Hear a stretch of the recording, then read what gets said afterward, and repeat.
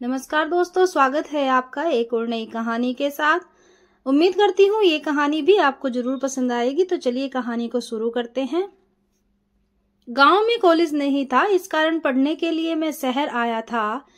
यह किसी रिश्तेदार का एक कमरे का मकान था, बिना किराए का था। आसपास सब गरीब लोगों के घर थे और मैं अकेला था। सब काम मुझे खुद ही करने पड़ते थे। खाना बनाना, कपड़े धोना, घर की साफ सफाई करना। कुछ दिन बाद एक गरीब लड़की अपने छोटे भाई के साथ मेरे घर पर आई। आते ही सवाल किए, तुम मेरे भाई को ट्यूशन करा सकते हो क्या? मैंने कुछ देर सोचा, फिर कहा नहीं। उसने कहा क्यों? मैंने कहा टाइम नहीं है, मेरी पढ़ाई डिस्टर्ब होगी। उसने कहा बदले में मैं तुम्हारा खाना बना दूंगी। शायद उसे पता था कि मैं खाना खुद पकाता हूँ। मैंने कोई जवाब नहीं दिया तो वह और लालच देकर बोली, बर्तन भी साफ कर दूंगी। अब मुझे भी लालच आ ही गया। मैंने कहा कपड़े भी धो दो तो पढ़ा दूंगा।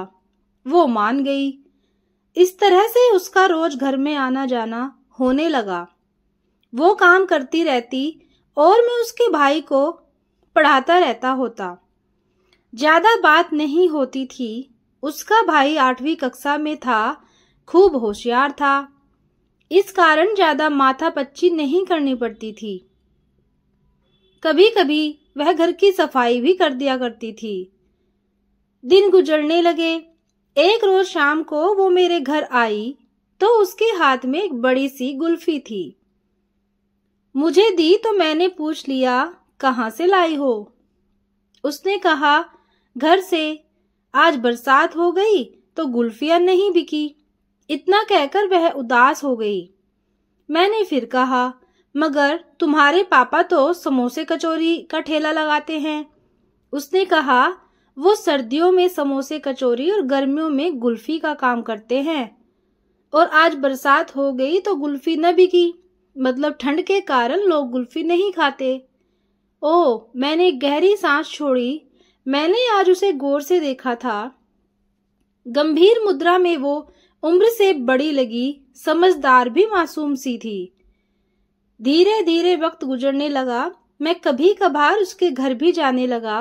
विशेष तौर पर किसी त्योहार या उत्सव पर कई बार उससे नजरें मिलती तो मिली ही रह जाती। पता नहीं क्यों ऐसे ही समय बीतता गया। इस बीच कुछ बातें मैंने उसकी भी जान ली कि वो बूंदी बांधने का काम करती है। बूंदी मतलब किसी ओढ़नी या चुनरी पर धागे से गोल गोल बिंदु बनाना। बिंदु बनाने के बाद चुनरी की रंगाई करने पर डिजाइन तैयार हो जाती है। मैंने बूंदी बांधने का काम करते उसे बहुत बार देखा था। एक दिन मैंने उसे पूछ लिया, ये काम तुम क्यों करती हो? वह बोली, पैसे मिलते हैं। क्या करोगी पैसों का? इकट्ठे करती हूँ। तो मैंने पूछा, कितने हो गए? यही कोई 6-7 हजार। मुझे 1000 रुपये उधार चाहिए, जल्दी लौटा दूंगा। मैंने मांग लिए। उसने सवाल किया, किस लिए चाहिए आपको पैसे? कारण पूछोगी तो रहने दो, मैंने मायूसी के साथ कहा। वो बोली, अरे मैंने तो ऐसे ही पूछ लिया। तू मांगे तो सारे दे दूं। उसकी ये आवाज अलग सी जान पड़ी, मगर मैं उस वक्त कुछ समझ नहीं पाया। पैसे मिल रहे थे, उन्हीं में खोकर रह गया। एक दोस्त से उधार लिए थे, कमबख्त 2-3 बार मांग चुका था। एक रोज मेरी जेब में गुलाब की टूटी पंखुड़ियां निकली, मगर तब भी मैं यही सोचकर रह गया कि कॉलेज के किसी दोस्त ने चुपके से डाल दी होगी।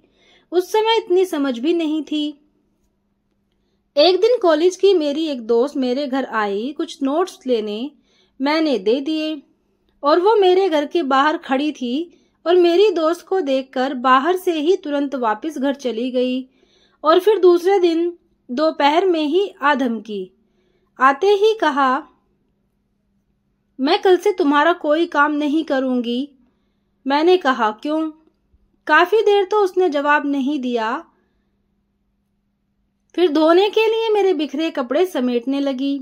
मैंने कहा, कहीं जा रही हो क्या? उसने कहा, नहीं, बस काम नहीं करूंगी, और मेरे भाई को भी मत पढ़ाना कल से। मैंने कहा, अरे तुम्हारे 1000 रुपए कल दे दूंगा। कल घर से पैसे आ रहे हैं। मुझे पैसों को लेकर शंका हुई थी, इस कारण पक्का आश्वासन दे दिया। उसने कहा, पैसे नहीं चाहिए मुझे। मैंने कहा, तो फिर? मैंने आंखें उसके चेहरे पर रखी और उसने एक बार मुझसे नजर मिलाई तो लगा हजारों प्रश्न हैं उसकी आंखों में, मगर मेरी समझ से बाहर थे। उसने कोई जवाब नहीं दिया और मेरे कपड़े लेकर चली गई। अपने घर से ही धोकर लाया करती थी। और दूसरे दिन वह नहीं आई, न उसका भाई आया। मैंने जैसे तैसे खाना बनाया, फिर खाना खाकर कॉलेज के लिए चल दिया। दोपहर को आया तो सीधा उसके घर चला गया, यह सोचकर कि कारण तो जानूं काम नहीं करने का। उसके घर पहुंचा तो पता चला कि वो बीमार है। एक छप्पर में चारपाई पर लेटी थी अकेली। घर में उसकी मम्मी थी जो काम में लगी थी। मैं उसके पास पहुंचा तो उसने मुंह फेर लिया। करवट लेकर मैंने पूछा, दवाई ली क्या? नहीं, छोटा सा जवाब दिया बिना मेरी तरफ देखे। मैंने कहा, क्यों नहीं ली? उसने कहा, मेरी मर्जी। तुझे क्या? मुझसे नाराज क्यों हो, ये तो बता दो। तुम सब समझते हो, फिर मैं क्यों बताऊं? कुछ नहीं पता, तुम्हारी कसम, सुबह से परेशान हूं, बता दो। नहीं बताऊंगी, जाओ यहां से। इस बार आवाज रोने की थी। मुझे जरा घबराहट सी हुई। डरते डरते उसके हाथ को छूकर देखा तो मैं उछल कर रह गया। बहुत गर्म था। मैंने उसकी मम्मी को पास बुलाकर बताया कि हम दोनों उसे हॉस्टल ले गए। डॉक्टर ने दवा दी और एडमिट कर लिया। कुछ जांच वगैरह होनी थी क्योंकि शहर में 1-2 डेंगू के मामले आ चुके थे। मुझे अब चिंता सी होने लगी थी। उसकी माँ घर चली गई उसके पापा को बुलाने। मैं उसके पास अकेला था। बुखार जरा कम हो गया था। वह गुमसुम सी लेटी थी, दीवार को घूर रही थी एकटक। मैंने उसके चेहरे को सहलाया तो उसकी आंखों में आंसू आ गए, और मेरे भी। मैंने भरे गले से पूछा, बताओगी नहीं? उसने आंखों में आंसू लिए मुस्कुराकर कहा, अब बताने की जरूरत नहीं। पता चल गया है कि तुझे मेरी परवाह है ना? मेरे होठों से अपने आप ही एक अल्फाज निकला,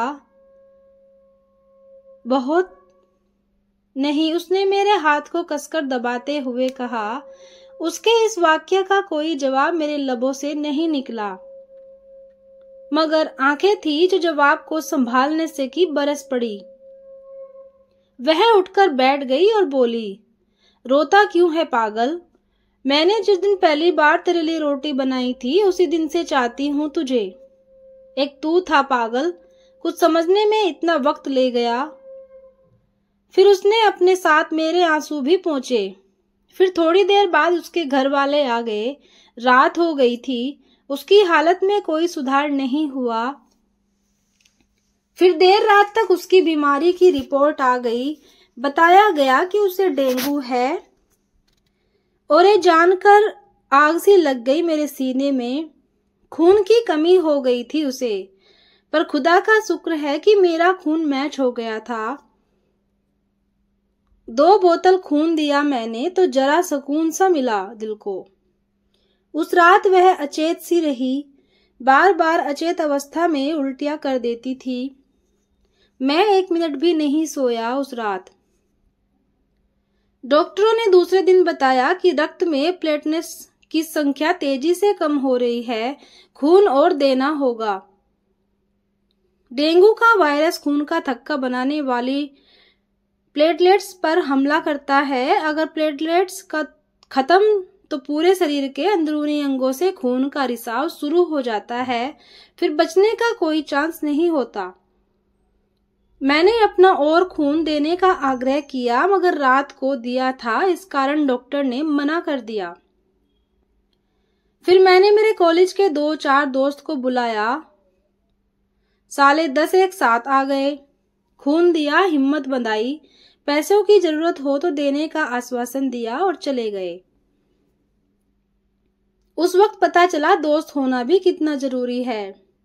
पैसों की कमी नहीं थी, घर से आ गए थे। दूसरे दिन की रात को वो कुछ ठीक दिखी, बातें भी करने लगी। रात को सब सोए थे, मैं उसके पास बैठा जाग रहा था। उसने मुझे कहा, पागल, बीमार मैं हूं, तू नहीं, फिर ऐसी हालत क्यों बना ली है तुमने? मैंने कहा, तू ठीक हो जा, मैं तो नहाते ही ठीक हो जाऊंगा। उसने उदास होकर पूछा, एक बात बता। मैंने कहा, क्या? उसने कहा, मैंने एक दिन तुम्हारी जेब में गुलाब डाला था, तुझे मिला? मैंने कहा, सिर्फ पंखुड़ियां मिली थी।